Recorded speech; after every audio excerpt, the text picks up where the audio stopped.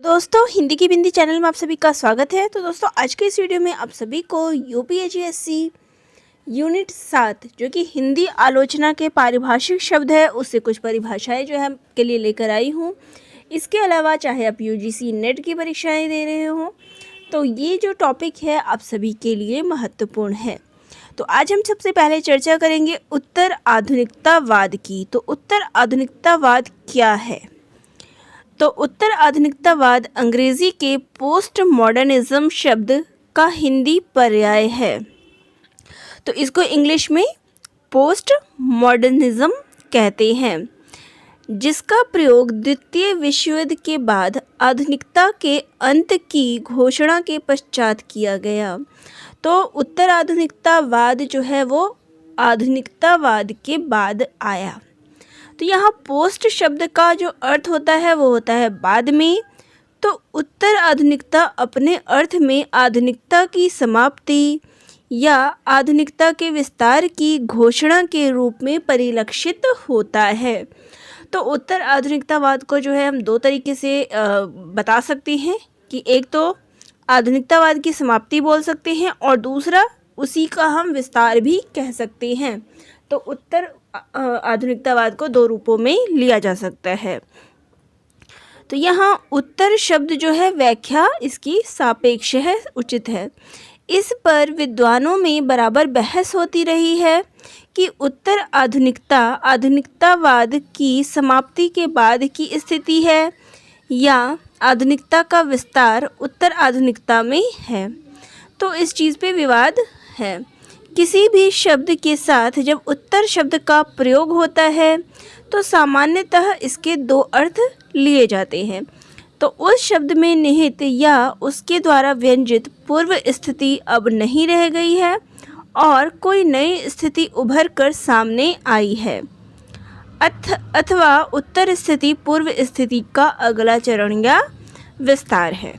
तो ये यहाँ पे इसकी एक तरीके से आप कह सकते हैं कि परिभाषा हो गई है कि उत्तर आधुनिकतावाद से हम क्या समझ सकते हैं। तो इससे हम ये समझ सकते हैं कि जो इससे पहले की स्थिति है वो समाप्त हो गई है, और दूसरा ये ले सकते हैं कि ये उसी का विस्तार है, उसी के आगे की प्रक्रिया है, उसका अगला चरण है। तो उत्तर आधुनिकतावाद शब्द का सर्वप्रथम प्रयोग, तो अब ये भी ध्यान रखना ज़रूरी है कि इसको सर्वप्रथम प्रयोग किसने किया था। तो इसका प्रयोग लियोटार्ड ने 1979 में किया। क्योंकि किसने किया है ये ज़रूर याद रखना होता है, परंतु इसको व्यापक रूप से परिभाषित करने का कार्य अर्नाल्ड टाइनबी ने किया है। तो यहाँ ये नाम आप ज़रूर ध्यान में रखिएगा। इन्होंने अपनी पुस्तक अ स्टडी ऑफ हिस्ट्री माध्यम से सभी को बताया कि अब आधुनिकतावाद का अंत हो चुका है। इनका कहना था कि लगभग 1887 में आधुनिकतावाद का अंत हो गया है। तो यहाँ इसके प्रवर्तक के रूप में आप अर्नाल्ड टाइनबी को याद कर सकते हैं, लिख सकते हैं। अब इसके अन्य विचारकों में अगर हम बात करें कि इसके कौन कौन से विचारक हैं उत्तर आधुनिकतावाद के, तो इसमें नाम आता है Friedrich Nietzsche, Martin Heidegger, Michel Foucault, Jacques Derrida, Jean François और लियोटार्ड। तो इन सब के नाम जो है आप ध्यान में रखिएगा। उत्तर आधुनिकता के संबंध में अधिकतम चिंतक एवं समीक्षक पहले अर्थ को अधिक महत्व देते हैं, यद्यपि दूसरे अर्थ के समर्थक चिंतक भी मौजूद हैं जो उत्तर आधुनिकता को आधुनिकता का पुनर्लेखन मानते हैं। दोनों ही अर्थों में इतना तो निश्चित है कि आधुनिकता या उसके वादी रूप ने जो कुछ परोसा था अब वह बासी हो गया है और उसको खाने से परहेज नहीं गुरेज किया जाने लगा है, तथा यह नसीहत भी दी जाने लगी कि वह किसी भी तरह स्वादिष्ट पाचन योग्य नहीं रह गया है। तो उत्तर आधुनिकता निसंदेह आधुनिकता की प्रतिस्थिति है, यानी कि हम जो है आधुनिकतावाद से ये कह सकते हैं कि वो उसकी हम समाप्ति जो है, प्रथम जो बात कही गई थी कि उसकी समाप्ति हो गई है, ये चीज़ ले सकते हैं। आधुनिकतावाद में ही विभिन्न प्रकार के उद्योगों एवं कल कारखानों का निर्माण तीव्र गति से हुआ था। अब आधुनिकतावाद में क्या हुआ था और उसके बाद उत्तर आधुनिकतावाद में उसमें क्या परिवर्तन हुआ।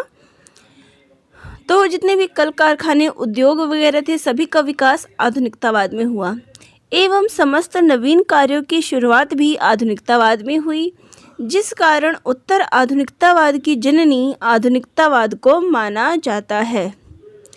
तो इसी कारण से जो है इसको आधुनिकतावाद को जो है जननी माना जाता है, उत्तर आधुनिकतावाद। तो उत्तर आधुनिकतावाद विभिन्न प्रकार की विचारधाराओं का एक सम्मिलित रूप है। यह सिद्धांतों का सिद्धांत है। उत्तर आधुनिकतावाद का जन्म विभिन्न विचारों के साथ हुआ है। इसने पूंजीवाद में नवीन विचारों को जोड़ने का कार्य भलीभांति किया। इसके द्वारा समाज की संस्कृति एवं समाज के दृष्टिकोण में नवीन परिवर्तन आए। इसकी पहचान बूढ़ी पूंजीवाद रूप से नवीन रूप के तौर पर हुई। तो इसके साथ ही हम कह सकते हैं कि पूंजीवाद का जन्म भी उत्तर आधुनिकतावाद के साथ ही हुआ। समाज में जो लोगों की सोच है, संस्कृति में बदलाव है, ये सभी नवीन परिवर्तन उत्तर आधुनिकतावाद की देन है। तो उत्तर आधुनिकतावाद का विकसित एवं नवीन रूप है। उत्तर आधुनिकतावाद एक प्रकार से आधुनिकतावाद वाली सोच ही रखता है। उत्तर आधुनिकतावाद को मिश्रित रूप में देखा व समझा जाता है क्योंकि इसमें अनेक विचारधाराओं के गुण व दोष विद्यमान हैं। उत्तर आधुनिकतावाद में कंप्यूटर युग, दूरसंचार माध्यम, प्रौद्योगिकी के कारण जो नई स्थितियां पैदा हुई, उन्हीं से उत्तर आधुनिकतावाद की चेतना का विकास हुआ।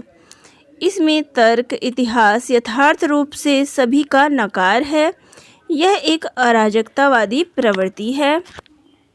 इस प्रवृत्ति के उद्भूत उपभोक्तावाद ने हमारी संस्कृति और मूल्यों पर आक्रमण करना प्रारंभ कर दिया। इसे एक प्रकार के नकारात्मक सौंदर्य बोध का आह्लाद कहा जा सकता है। इसके आलोचनात्मक सिद्धांत उत्तर संरचनावादियों में मिलते हैं। तो किसी चीज़ में हम कह सकते हैं कि कुछ अच्छाई भी होती है, कुछ बुराई भी होती है। तो यहाँ पे जो अलग अलग टेक्नोलॉजी की चीज़ें थी, कंप्यूटर युग, दूरसंचार, सभी में विकास हुआ, लेकिन इसके साथ ही थोड़ी सी इसमें अराजकतावादी प्रवृत्ति हमें देखने को मिली है। उपभोक्तावाद का जो बढ़ावा है वो, जैसे कि मैंने आपको बताया कि पूंजीवाद का बढ़ावा, उपभोक्तावाद सब आने से जो हमारे संस्कृति थे उनका ह्रास होने लगा। उन्होंने हमारे जो नैतिक मूल्य थे उन सब पर आक्रमण करना शुरू कर दिया। तो कहीं ना कहीं ये एक नकारात्मक पहलू भी था, नकारात्मक चीज़ भी था।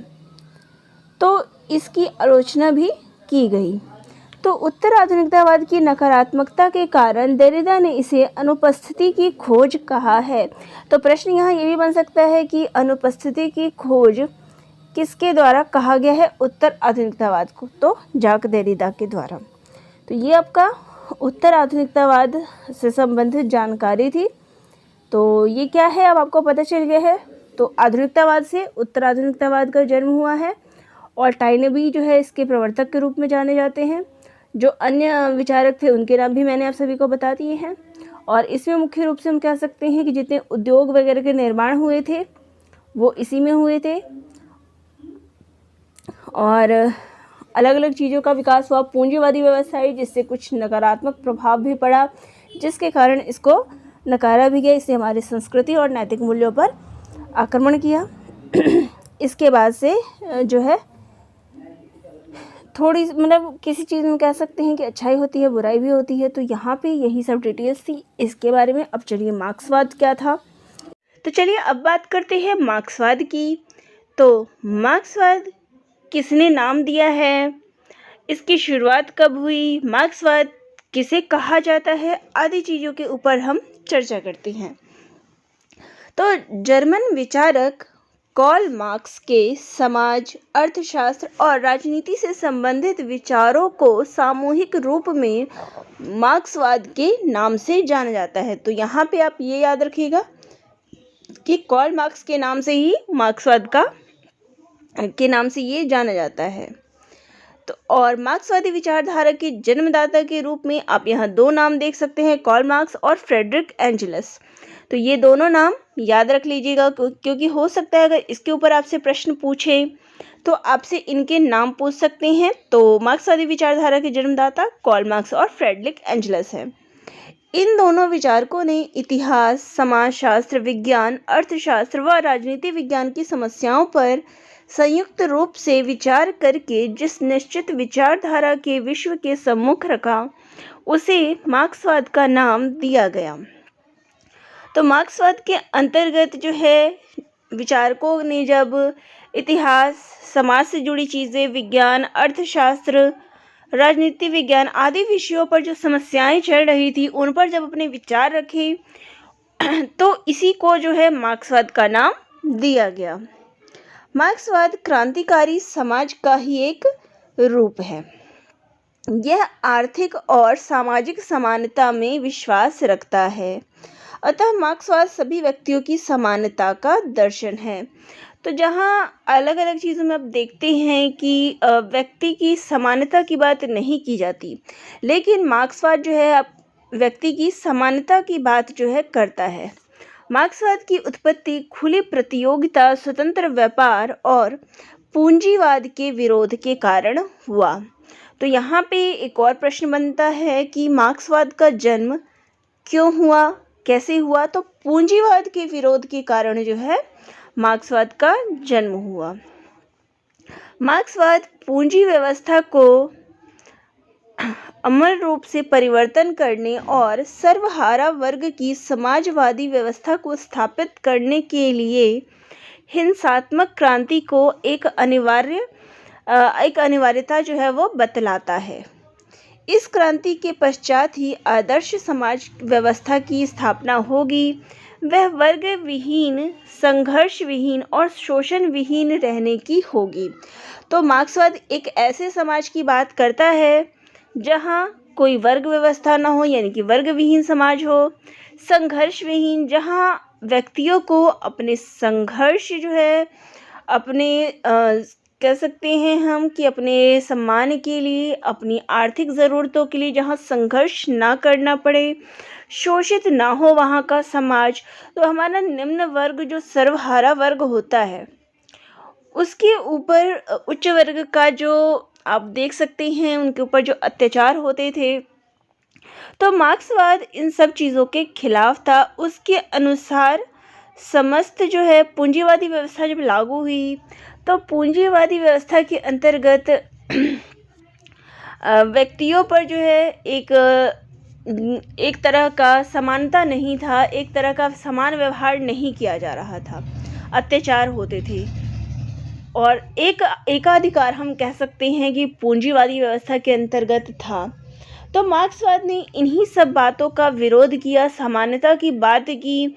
उसके अनुसार सभी वर्गों को जो है समान अधिकार जो है मिलना चाहिए। समाज में जो क्रांति की बात है उनके द्वारा कही गई कि वर्गहीन, संघर्ष विहीन, शोषण विहीन समाज की स्थापना की जाए। अब मार्क्सवाद की विशेषताएं देखते हैं, क्योंकि विशेषताओं पे भी आपको हो सकता है कुछ ऐसे प्रश्न आ जाए जहां आपको नहीं वाले ऑप्शन आते हैं कि निम्न में से कौन सा नहीं आता है। आजकल ऐसे प्रश्न देखने को अक्सर मिलते हैं, तो इसमें से वो प्रश्न आ सकता है। तो मार्क्सवाद पूंजीवाद के विरुद्ध एक प्रतिक्रिया है। मार्क्सवाद पूंजीवादी व्यवस्था को समाप्त करने के लिए हिंसात्मक साधनों का प्रयोग करता है। मार्क्सवाद प्रजातंत्रीय संस्था को पूंजीपतियों की संस्था मानते हैं जो उनके हित के लिए और श्रमिकों के लिए शोषण बन गई है। मार्क्सवाद धर्म विरोधी भी है तथा धर्म को मानव जाति के लिए अफीम कहा है। तो यहाँ आपके लिए देखिए एक और प्रश्न है कि मानव जाति के लिए अफीम किसको कहा है? तो धर्म को। और किसने कहा है? तो मार्क्सवाद ने। जिसके नशे में लगे उपते उपजे रहते हैं। मार्क्सवाद अंतर्राष्ट्रीय साम्यवाद में विश्वास रखते हैं। समाज या राज्य में शोषकों और शोषितों में पूंजीपतियों और श्रमिकों मध्य में वर्ग संघर्ष जो है अनिवार्य है। मार्क्सवाद अतिरिक्त मूल्य का सिद्धांत के जन्म की स्पष्ट की बात करता है। तो ये सारे मार्क्सवाद की विशेषताएं हैं। अब बात करते हैं मार्क्सवाद के क्या क्या सिद्धांत हैं। तो द्वंद्वात्मक भौतिकवाद का सिद्धांत जो है मार्क्सवाद के द्वारा दिया गया है। इतिहास की आर्थिक भौतिकवादी व्यवस्था की बात मार्क्सवाद करता है। वर्ग संघर्ष का सिद्धांत दिया है। अतिरिक्त मूल्य का सिद्धांत, सर्वहारा वर्ग का अधिनायकवाद, वर्ग विहीन व राज्य विहीन समाज। तो ये सारे मार्क्सवादी सिद्धांत हैं। तो यहाँ संक्षेप में हम कह सकते हैं कि मार्क्सवादी विचारधारा ने दलित और उपेक्षिता मानवता पक्ष लेकर अपने को एक अत्यधिक लोकप्रिय आकर्षक रूप में जो है प्रस्तुत किया है और विश्व राजनीति में अपने को एक प्रबल चुनौती के रूप में खड़ा कर दिया। तो यहाँ आपको मार्क्सवाद से संबंधित जितनी जानकारी थी और परीक्षा में जितनी जानकारी आपको ज़रूरत है उतना मैंने आप सभी को बता दिया। ये आपके यूपीएचएससी के यूनिट 7 में भी है। इसके अलावा यूजीसी नेट के भी सिलेबस में है, तो आपके लिए लाभकारी रहेगी। कोई भी टॉपिक पे किसी भी विषय में कोई जानकारी चाहिए तो कमेंट करके ज़रूर बताइएगा, ताकि वीडियो के माध्यम से आपकी उस समस्या का समाधान हो सके। धन्यवाद।